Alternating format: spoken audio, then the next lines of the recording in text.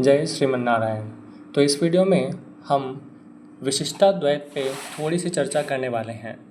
तो एज हम लोग सब जानते हैं कि वेदांत सबसे सर्वोच्च फिलॉसफी है और वेदांत के ऊपर आज तक कोई फिलॉसफी इस दुनिया में सोचा भी नहीं गया है उसके बारे में। तो वेदांत के अंदर कई सारे मत हैं, अद्वैत, विशिष्टाद्वैत, द्वैतवाद्वैत, अचिंत्य भेदाभेद। तो उन सारों को अलग रख कर के पहले हम लोग आज के वीडियो में विशिष्टाद्वैत के बारे में चर्चा करने वाले हैं। तो जैसा कि अद्वैत में शंकराचार्य बोलते हैं कि ब्रह्म ही है, एक ब्रह्म तत्व यानी ईश्वर तत्व के अलावा और कुछ है ही नहीं। तो विशिष्ट अद्वैत में भी आप जैसा कि देख सकते हैं अद्वैत इस्तेमाल होता है, विशिष्ट प्लस अद्वैत। तो यहाँ भी ईश्वर के अलावा और कुछ नहीं है, लेकिन ईश्वर के अलावा और कुछ नहीं है ऐसा कहने से विशिष्टाद्वैत को आप अद्वैत ना समझें। अद्वैत के मतलब होता है कि जीव और प्रकृति ये दोनों या फिर और भी कोई भी शब्द या किसी भी रूप का अगर आप चिंतन करें तो वह ईश्वर ही है। ईश्वर के अलावा और कोई परमार्थिक सत्ता है ही नहीं। लेकिन विशिष्टाद्वैत कहता है कि ईश्वर अकेले ही स्थित है, लेकिन ईश्वर एब्सोल्यूट वन नहीं है, पूर्ण अद्वैत नहीं है। ईश्वर जो है वो सिंगल सिस्टम है, जैसे मोनो सिस्टम है, वो उसके अंदर ही बहुत चीज़ें पाई जाती हैं। जैसे इसको आप ऐसे समझो, जैसे कि कहा जाता है कि भेद 3 प्रकार के होते हैं, सजातीय भेद, विजातीय भेद और स्वगत भेद। सजातीय भेद का मतलब क्या होता है कि आपके सेम जाति का और कोई नहीं होगा। तो सजातीय भेद ईश्वर में नहीं है। इसका मतलब कि ईश्वर कोटि का और कोई नहीं होता है। ईश्वर कोटि में केवल ईश्वर अद्वितीय होते हैं। ईश्वर दो हो ही नहीं सकता, ईश्वर हमेशा एक होता है। विजातीय भेद नहीं है। इसका मतलब क्या है कि ईश्वर के अलावा भी और कोई एग्जिस्ट करता है, तो ऐसी बात भी नहीं है। इस दुनिया में केवल और केवल ईश्वर ही पाए जाते हैं।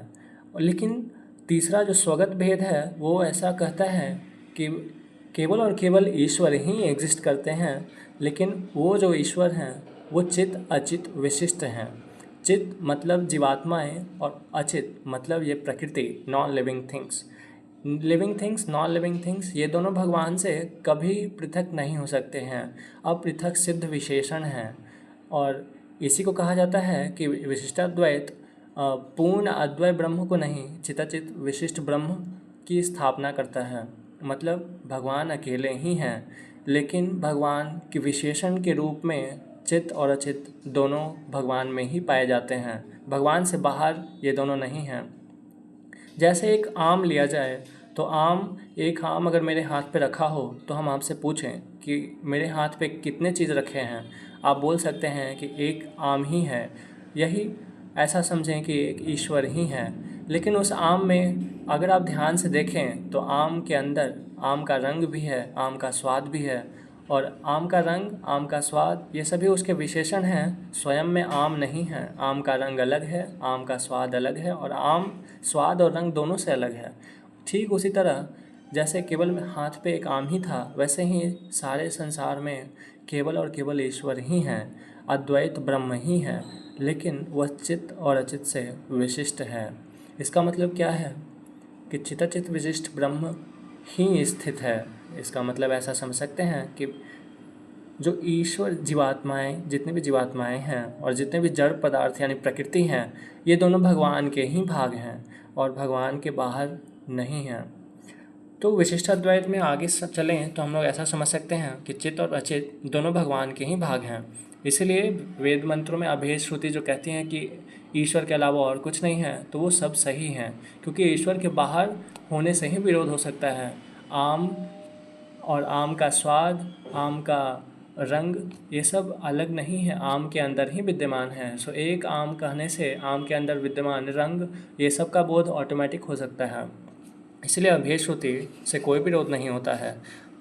तो चित्त सारी जीवात्माएं, हम आप अनंत अनंत जीवात्माएं हैं, उन्हें चित्त कहते हैं, और अचित जड़ प्रकृति को कहा जाता है। तो वास्तव में कुछ श्रुतिज हैं जो बोलते हैं, कुछ वैदिक मंत्र बोलते हैं कि ईश्वर, जीवात्मा, प्रकृति, ये सब इनमें भेद है, डिफरेंट हैं दोनों।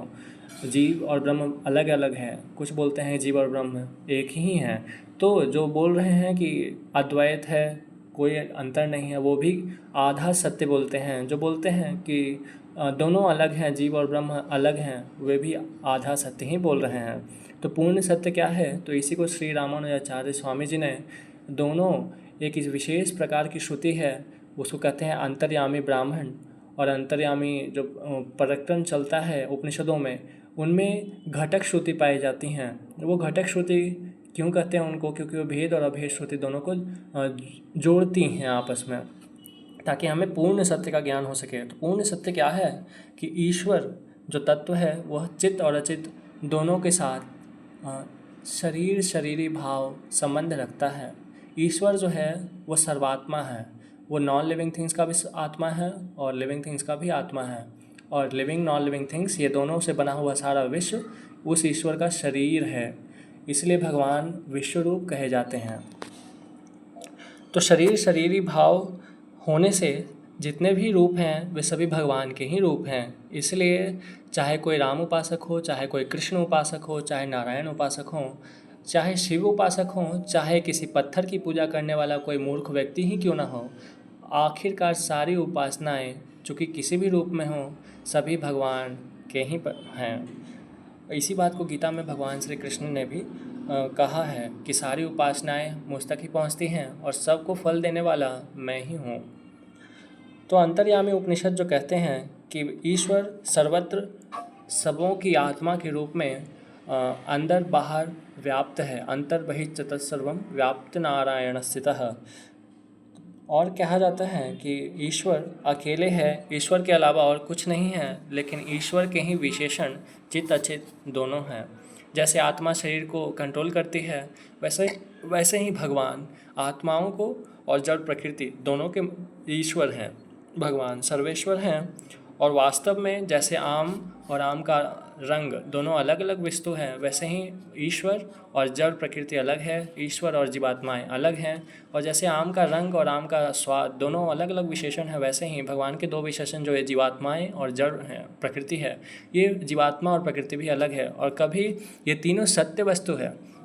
इसलिए हमारे श्री वैष्णव संप्रदाय में 3 सत्य माने गए हैं। हमारे यहाँ तत्वत्रय का सिद्धांत है, ईश्वर और जीव और जड़ प्रकृति, ये तीनों सत्य तत्व हैं। सत्य तत्व का मतलब क्या होता है? जो अपनी जो बेसिक जो उनका फॉर्म है कभी चेंज नहीं होता, कभी बदल नहीं सकते। ईश्वर कभी जीव नहीं बन सकता और जीव कभी ईश्वर नहीं हो सकता, जीव कभी जड़ प्रकृति नहीं हो सकता और प्रकृति कभी जड़ जीवात्मा नहीं हो सकती और प्रकृति भी कभी ईश्वर नहीं हो सकती। तीनों पृथक पृथक तत्व हैं, इसी को तत्वत्रय का सिद्धांत कहा जाता है। और जैसा कि उपनिषद बताते हैं कि जो सर्वोच्च सत्ता है, ब्रह्म है, चिताचित विशिष्ट ब्रह्म, वो हर जगह पाया जाता है, वो सर्वव्यापी है। सर्वव्यापी को ही संस्कृत में विष्णु कहा जाता है। इसलिए श्री वैष्णव संप्रदाय में जो सर्वोच्च सत्ता, सर्वोच्च जो परब्रह्म है, उनको विष्णु कहते हैं। और इसी समानार्थक शब्द एक और पाया जाता है जिसको वासुदेव कहा जाता है। वासुदेव का मतलब भी यही है कि जो सर्वत्र व्याप्त है और जिसमें सब कुछ है, जो सब में है, इसी को वासुदेव कहते हैं। इसलिए हम श्री वैष्णव संप्रदाय में जो परब्रह्म हैं उनको परवासुदेव या फिर भगवान विष्णु कहते हैं। और उन्हें भगवान क्यों कहा जाता है? भग का मतलब 6 गुण होते हैं, संपूर्ण शक्ति, संपूर्ण बल, संपूर्ण ऐश्वर्य, संपूर्ण तेज। ये सब 6 गुण हैं, जिसमें एक वैराग्य भी है, ज्ञान भी है। इन सबों 6 गुण को पूर्णतः जिनमें पाया जाता है वही ब्रह्म है। ब्रह्म से बड़ा कोई नहीं है, भगवान से बड़ा कोई नहीं है और भगवान से छोटा भी कोई नहीं है, क्योंकि जो बड़े से बड़ा है उससे भी भगवान बड़े हैं, तभी तो वो भगवान में स्थित है।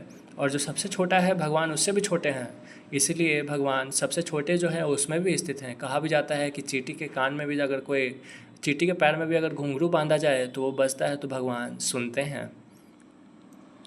तो वेदों में और वेदांत में उसी सर्वोच्च सत्ता को विष्णु कहा गया है और भगवान ही सर्वादि हैं। सर्वादि का मतलब सबों के स्रोत हैं, सबों का ओरिजिन जो है वो भगवान ही हैं। जय श्रीमन नारायण। आगे आने वाले वीडियो में हम लोग आगे चर्चा करेंगे।